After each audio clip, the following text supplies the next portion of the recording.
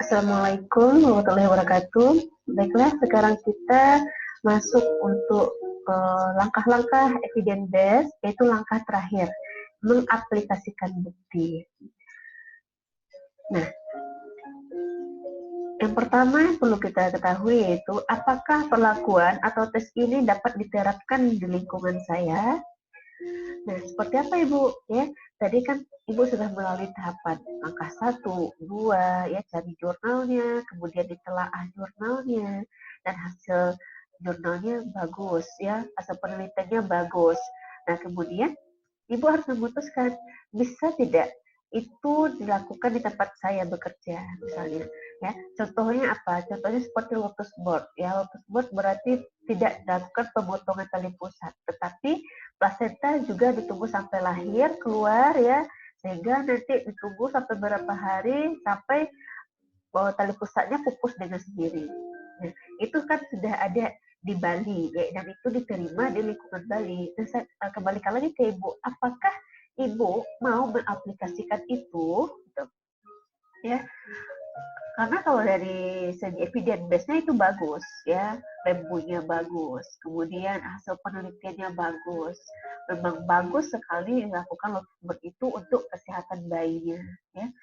Tetapi apakah Ibu mau melakukan itu di tempat Ibu bekerja ya, di lingkungan Ibu sendiri?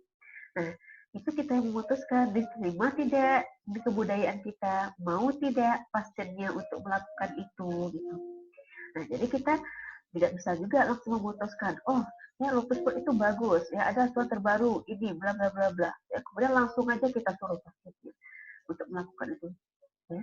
Bukan seperti itu juga, tapi harus disesuaikan dengan lingkungan tempat tinggal kita. Kemudian ya, apalagi yang saya perlu lakukan untuk mengaplikasikan bukti-bukti atau disebut juga dengan next action. Misalnya ada asuhan terbaru, ya asuhan terbaru diterima di lingkungan tempat tinggal, tidak bertentangan dengan kebudayaan. Ya, hasil penelitiannya bagus, seperti itu. Nah, apa yang mau Ibu lakukan? Ya, oh saya sepertinya mau nih mengaplikasikan ini di tempat saya bekerja, ya, atau saya mau nih menjadikan ini sebagai referensi saya untuk penelitian selanjutnya. Nah, apa next action-nya? Yang pertama itu kita bisa menulis surat ke penulis, ya, atau melalui email untuk tahu lebih lanjut. Karena kalau untuk di jurnal itu sendiri, dia akan menyediakan alamat korespondensinya, ya, email atau kontak personnya, sehingga kita bisa ya berbincang-bincang dengan si peneliti terkait dengan apa yang mau kita tanyakan, ya, apakah melalui email ya, atau ada kontak personnya di situ. Misalnya apa? Misalnya kita masih membutuhkan beberapa referensi yang menunjang tentang itu, mana tahu si peneliti punya, gitu. Atau mungkin bagaimana prosedur kerjanya, bagaimana cara kerjanya ya, dan lain-lain ya, alat-alat yang dibutuhkan dan lain-lain. Nah, itu kita kalau masih ragu bisa untuk mengirim surat ya atau email ke si peneliti. Kemudian mempelajari keterampilan yang diperlukan. Nah, ini biasanya keterampilan yang terkait dengan asuhan gitu. Contohnya ada pijit bayi atau baby spa dan lain-lain gitu ya. Nah, kita ini hasil penelitiannya terbukti bagus ya, evidence based. Nah, tapi kita tidak serta-merta melakukan itu langsung. Ya, kenapa? Karena kita harus memperkaya keterampilan kita dulu ya, bagaimana caranya ya, ikut di kursus, ikut pelatihan, ikut seminar gitu. Sehingga nanti setelah kita ikut pelatihan nanti dapat sertifikat yang mana katakan kita kompeten untuk melakukan itu, baru kita lakukan ke si pasien seperti itu, Ibu. Jadi tidak cukup hanya baca hasil penelitiannya saja, ya, hanya baca melalui buku saja atau lihat di YouTube saja tidak cukup. Tapi kita perlu untuk mengikuti kursus atau pelatihan. Kemudian mengetahui lebih lanjut tentang biaya, ya, biaya apa yang diperlukan, ya. Kemudian mengaudit mereka yang terkena perlakuan. Kemudian membeli beberapa alat. Nah, misalnya ada alat yang dibutuhkan, berarti kita beli misalnya untuk baby spa, apa aja alat-alat yang dibutuhkan, atau mungkin senam yoga, ya apalagi yang terkait dengan itu. Berarti mungkin ada alatnya, ada balonnya misalnya. Berarti kan perlu kita beli juga, sediakan juga alatnya. Kemudian yang terakhir bisa pertemuan klub jurnal. Kemudian apakah ada alternatif lain? Nah, misalnya ini Ibu melakukan penelitian ditemukan obat baru ya untuk mencegah penyakit A dan obat ini bagus sekali ya, efektif sekali. Namun permasalahannya apa? Permasalahannya terlalu mahal misalnya ya. Misalnya satu butir saja itu perlu menghabiskan uang sekitar 100.000 sehingga itu tidak memungkinkan pasien saya untuk mengambil alat obat itu misalnya. Jadi apa ya? Jadi cari alternatif lain. Ada tidak penelitian yang lain seputar itu yang lebih murah lagi ya biayanya obatnya. Jadi tidak harus kita kekeh untuk penelitian hasil penelitiannya gitu. Tapi carilah alternatif lain untuk asuhan yang uh, menyamainya atau obat-obat yang menyamai. Kemudian, apakah pasien saya cukup mirip dengan pasien dalam penelitian? Ya. Kemudian terkait perjalanan penyakit pasien, stadium penyakit, tingkat risiko. Nah, mana tahu sih dalam penelitian dia hanya menemukan obat untuk misalnya kanker stadium 1, sementara kita butuh untuk stadium 4, misalnya seperti itu. Ya. Jadi, harus disesuaikan juga. Nah, kemudian tingkat usianya, misalnya ini obat efektif mengatasi demam, tetapi ternyata efektifnya untuk remaja, sementara kita butuh untuk bayi. Nah, seperti itu.